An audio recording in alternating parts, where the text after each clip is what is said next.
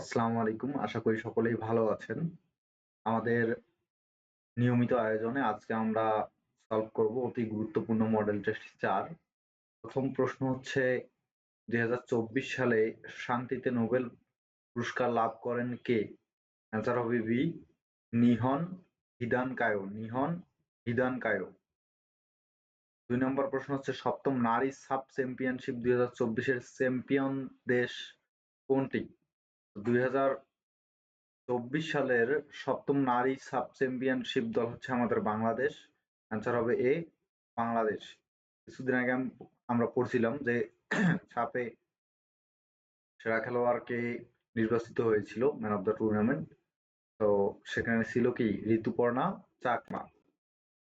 ৩ নম্বর হচ্ছে জুলাই আগস্টে বৈষম্য বিরোধী ছাত্র আন্দোলনের সময় দেয়ালে শিক্ষার্থীদের আঁকা বর্ণিল ও বিচিত্রময় গ্রাফিতি চিত্রের সংকলন কি নামে অভিহিত করা হয়? অ্যান্সার হবে A the art of triumph. The art of triumph. ৪ number হচ্ছে ডক্টর মোহাম্মদ ইউনূসের আত্মজীবনী গ্রন্থের নাম কি? আত্মজীবনী গ্রন্থের নাম হচ্ছে দারিদ্র্যহীন বিশ্বের অভিমুখে। তিনি গ্রামীণ ব্যাংকের সঙ্গে সমন্বয় করে অর্থনীতিতে নোবেল পুরস্কার লাভ করে, তাই বলে এ নাম্বার অ্যান্সার হবে না, অ্যান্সার হবে বি নাম্বার, এবং তিনি ২০০৬ সালে নোবেল পুরস্কার লাভ করেন। ৫ নম্বর হচ্ছে ৫ November ২০২৪ Trump electoral college vote পান, মানে সহজ কথা হচ্ছে কতটা ইলেকটোরাল কলেজের ভোট তিনি লাভ করেছিলেন?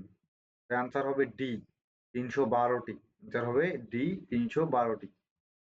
১৯ মে ২০২৪ সর্বশেষ অষ্টম এভারেস্ট বিজয়ী বাংলাদেশি কে? তার মানে আমাদের বাংলাদেশে এর আগে ৫ জন এবং এখন মিলে ৬ জন এভারেস্ট বিজয় করেছেন, এবং ষষ্ঠম হচ্ছেন বাবর আলী, এবং প্রথম ছিল কি?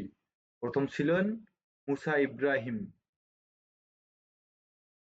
৭ নম্বর হচ্ছে সার্কভুক্ত দেশে জনসংখ্যা বৃদ্ধির হার সর্বনিম্ন কোন দেশের? জনসংখ্যা বৃদ্ধির হার সর্বনিম্ন কোন দেশে? অ্যান্সার হবে সি ভুটান। সি ভুটান। ৩৩তম প্যারিস অলিম্পিক ২০২৪ এর সর্বোচ্চ পদক বিজয়ী কোন দেশ? অ্যান্সার এ যুক্তরাষ্ট্র। ৯ নম্বর হচ্ছে ২০২৫ সালের জি7 এর ৫১তম সম্মেলন হবে কোথায়? যে আমি এর আগেও বলেছিলাম যে সম্মেলন কোথায় হবে, বিশ্বকাপ কোথায় হবে, এই ধরনের ভবিষ্যৎ নিয়ে একটা বা দুইটা প্রশ্ন প্রতি বছরই থাকে। তো এটার অ্যান্সার হবে D Alberta Canada. Alberta Canada. বিশ্ববিদ্যালয় মঞ্জুরি কমিশন অর্থাৎ ইউজিসি এর বর্তমান chairman K? Answer C S M A Faiz. বাংলাদেশকে স্বীকৃতি প্রদানকারী প্রথম ইউরোপীয় দেশ কোনটি? খুবই ইম্পর্টেন্ট একটা প্রশ্ন, যে ইউরোপিয়ানদের মধ্যে সর্বপ্রথম কোন দেশ আমাদেরকে স্বীকৃতি দিয়েছিল? অ্যান্সার হবে বি পূর্ব জার্মানি। এবং বাংলাদেশকে সর্বপ্রথম স্বীকৃতি দিয়েছিল কোন দেশ? অ্যান্সার হবে ভুটান, এবং দ্বিতীয় ছিল ভারত, অর্থাৎ ভুটানের ৬ ঘন্টা পরে ভারত বাংলাদেশকে স্বীকৃতি দিয়েছিল। ১২ নম্বর ঢাকার ধোলাইখাল কে খনন করেন? ঢাকার ধোলাইখাল খনন করেন ইসলাম খান। Answer B Islam Khan. কোন উপজাতি বা ক্ষুদ্র নৃগোষ্ঠীর ধর্ম ইসলাম? খুবই ইম্পর্টেন্ট একটা প্রশ্ন, যে সাধারণত আমাদের দেশে অন্যান্য ধর্মাবলম্বী ক্ষুদ্র নৃগোষ্ঠী বেশি, হিন্দু, খ্রিস্টান এবং বৌদ্ধ, এবং ইসলাম ধর্মাবলম্বী উপজাতি বা ক্ষুদ্র নৃগোষ্ঠী হচ্ছে পাঙ্গন বা লাউয়া। পাঙ্গন বা লাউয়া। পৃথিবীর সর্বাধিক ম্যানগ্রোভ বন রয়েছে কোন দেশে? এটা আমরা এই যে ম্যানগ্রোভ ফরেস্ট অর্থাৎ অ্যামাজন কিন্তু অবস্থিত ব্রাজিল, তাই বলে আমরা কিন্তু ব্রাজিল দাগাতে পারবো না, কেননা সর্বাধিক ম্যানগ্রোভ বন রয়েছে কিন্তু ইন্দোনেশিয়ায়। তো এটা অ্যান্সার হবে ইন্দোনেশিয়া, কোনোভাবেই ব্রাজিল হবে না। জাতীয় সংসদে কাউন্টিং ভোট বা কাস্টিং ভোট কি? কাস্টিং ভোট কার ভোট? সংসদ নেতার ভোট, হুইপদের ভোট, স্পিকারের ভোট, রাষ্ট্রপতির ভোট? আগে আমাদেরকে বুঝতে হবে আসলে কাউন্টিং ভোট বা কাস্টিং ভোটটা কি। মনে করা হলো সংসদ সদস্য রয়েছেন 12 জন। কোনো একটা বিষয়ে ভোট দানে বিরোধী পক্ষ ছয়টা ভোট দিয়েছে এবং প্রধান পক্ষ অর্থাৎ যে আরেক পক্ষ আর 6টি ভোট দিয়েছে, অর্থাৎ 6-6। ভোট যখন ড্র হবে তখন স্পিকারের একটি বিশেষ ভোট থাকে।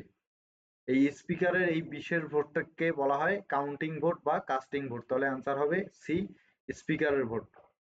প্রাকৃতিক গ্যাসের প্রধান উপাদান হলো, খুবই ইম্পর্টেন্ট একটা প্রশ্ন, প্রাকৃতিক গ্যাসের প্রধান উপাদান হচ্ছে methane gas. B, methane gas. গ্রামীণ উন্নয়ন ও কৃষি বিপ্লব সংবিধানের কত নং অনুচ্ছেদে বর্ণিত? হচ্ছে অ্যান্সার এ, 16 নং। The idea of justice, first বয়দের দেশ গ্রন্থের লেখক কে? এই লেখক হচ্ছেন অমর্ত্য সেন। আচ্ছা, সি, অমর্ত্য সেন। শহীদ প্রেসিডেন্ট জিয়াউর রহমান কর্তৃক বাংলাদেশে জাতীয়তাবাদী দল অর্থাৎ বিএনপি প্রতিষ্ঠিত হয় কত সালে?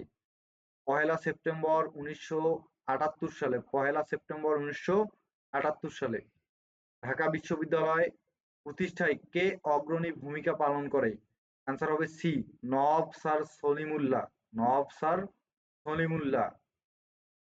জাতিসংঘের কোন সংস্থা বার্ষিক বিশ্ব বিনিয়োগ প্রতিবেদন প্রকাশ করে? অ্যান্সার হবে বি, ইউএনসি টেড।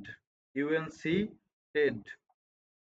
ইনকা সভ্যতা, মাচু পিছু সভ্যতা কোন অঞ্চলে বিরাজমান ছিল? অ্যান্সার হবে বি, দক্ষিণ আমেরিকা, পেরু। দক্ষিণ আমেরিকার পেরু। 23 নম্বর হচ্ছে 4 এপ্রিল 1949 সালে প্রতিষ্ঠিত সামরিক জোট ন্যাটো, অর্থাৎ এই ন্যাটোর কারণে কিন্তু রাশিয়া এবং ইউক্রেনে যুদ্ধ হচ্ছে। অর্থাৎ ইউক্রেন ন্যাটোতে অন্তর্ভুক্ত হতে যাচ্ছে, কিন্তু রাশিয়া কোনোভাবেই চাচ্ছে না। কেননা ন্যাটোতে যদি যোগদান করে ইউক্রেন, সেটা রাশিয়া মনে করতেছে তাদের জন্য এটা দুঃখজনক বা ভয়ঙ্করজনক পরিবেশ ডেকে আনবে। অর্থাৎ ন্যাটোর সবথেকে প্রধান টেন্ডেন্সি হচ্ছে তাদের কোনো একটা দেশে আক্রমণ করা মানে ন্যাটোভুক্ত সকল দেশে আক্রমণ করা। তো ন্যাটোভুক্ত দেশ যদি রাশিয়ার পাশেই থাকে, সেটা রাশিয়ার নিরাপত্তার জন্য হুমকি। এ কারণে ইউক্রেন এবং রাশিয়া যুদ্ধ হচ্ছে। আর ইউক্রেন এবং রাশিয়া যুদ্ধের প্রধান কারণ কিন্তু হচ্ছে এই ন্যাটো। ন্যাটো খুবই গুরুত্বপূর্ণ একটা অধ্যায়। আমরা একটা আলোচনায় আমরা ন্যাটো নিয়ে বিস্তারিত আলোচনা করব। তো অ্যান্সার হবে মুসলিম দেশ হচ্ছে তুরস্ক এবং আলবেনিয়া। তুরস্ক এবং আলবেনিয়া। আর তুরস্কের বর্তমান প্রেসিডেন্ট কে? Recep Tayyip Erdogan. 24, 2008 সালে কোন দেশটিতে বিনোদনমূলক স্থাপনা নির্মাণ করে শান্তিরক্ষী বাহিনী, যা বাংলাদেশ স্কয়ার নামে পরিচিত?